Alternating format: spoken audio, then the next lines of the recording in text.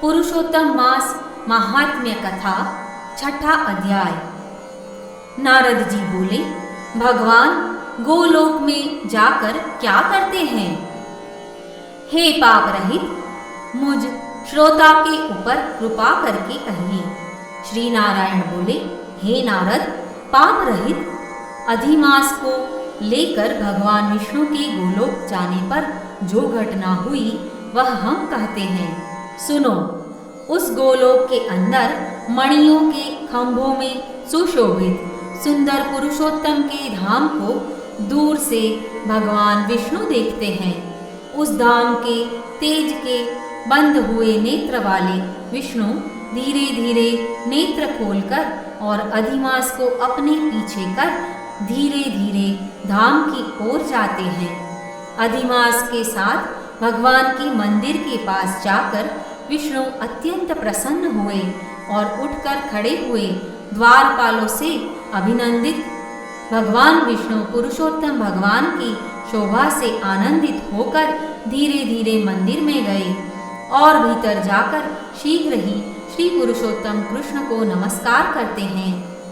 गोपियों के मंडल के मध्य में रत्नमय सिंहासन पर बैठे हुए कृष्ण को नमस्कार कर पास में खड़े होकर विष्णु बोले, श्री विष्णु बोले, गुणों से अतीत गोविंद अद्वितीय अविनाशी सूक्ष्म विकार रहित विग्रहवान गोपों के वेश के विधायक छोटी अवस्था वाले शांत स्वरूप गोपियों के पति बड़े सुंदर नूतन मेघ के समान श्याम करोड़ों कामदेव के समान सुंदर वृंदावन के अंदर रास मंडल में बैठने वाले पीत रंग के पीतांबर से शोभित सौम्य भौहों के चढ़ाने पर मस्तक में 3 रेखा पड़ने वाले से सुंदर आकृति वाले रासलीला के स्वामी रासलीला में रहने वाले रासलीला करने में सदा उत्सुक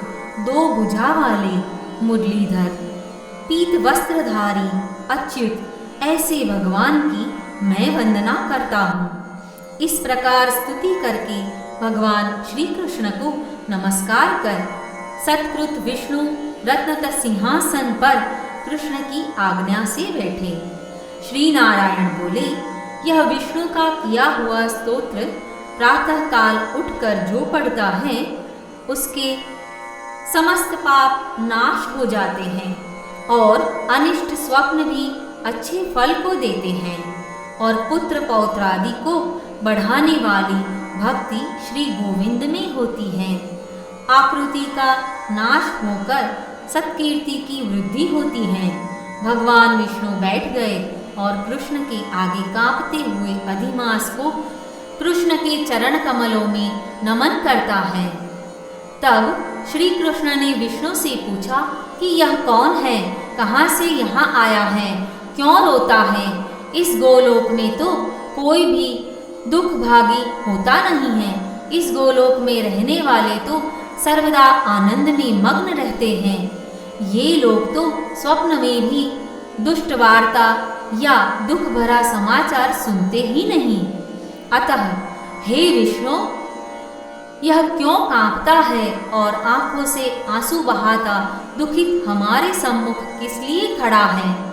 श्री नारायण बोले, नवीन मेघ के समान श्याम सुंदर गोलोक के नाथ का वचन सुन सिंहासन से उठकर महाविष्णु मलमास की संपूर्ण दुख गाथा कहते हुए बोले।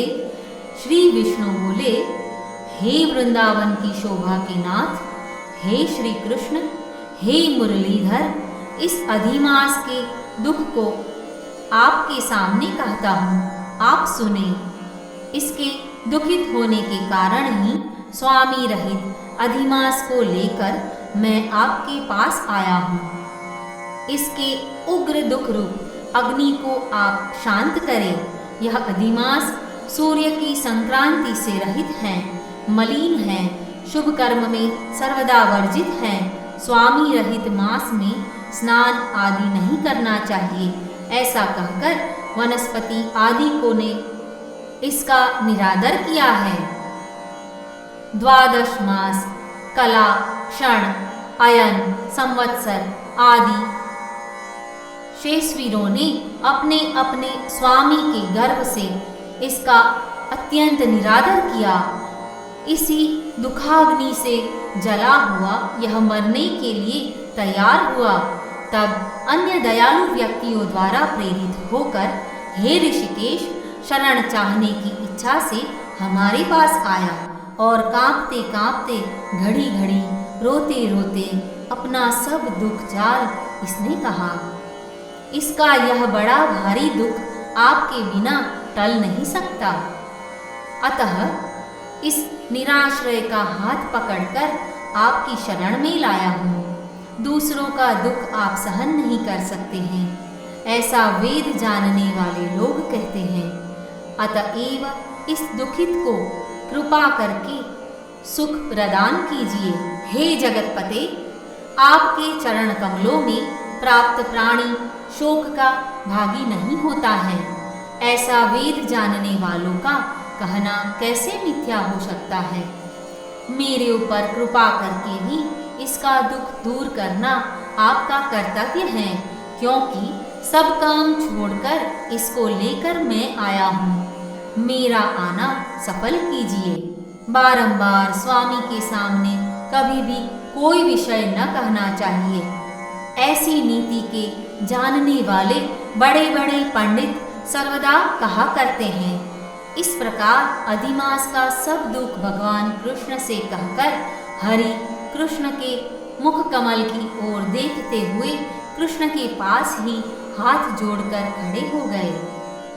ऋषि लोग बोले, हे सुत जी, आप दाताओं में श्रेष्ठ हैं। आपकी दीर्घायु हो, जिससे हम लोग आपके मुख से भगवान की लीला के कथारूप अमृत का पान करते रहे। हे सुत, गोलोकवासी भगवान कृष्ण ने विष्णु के प्रति फिर क्या कहा और क्या किया इत्यादि लोकोपकार विष्णु कृष्ण का संवाद अब आप हम लोगों से कहिए। परम भगवत भक्त नारद ने नारायण से क्या पूछा? हे सुत, इसको आप इस समय हम लोगों से कहिए। नारद के प्रति कहा हुआ भगवान का वचन तपस्वियों के लिए परम औषध है।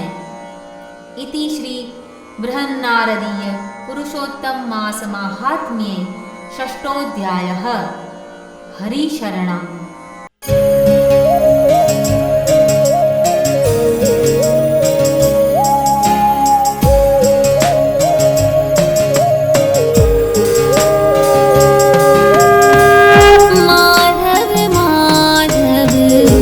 नटवर माधव माधव माधव नटवर माधव। माधव माधव नटवर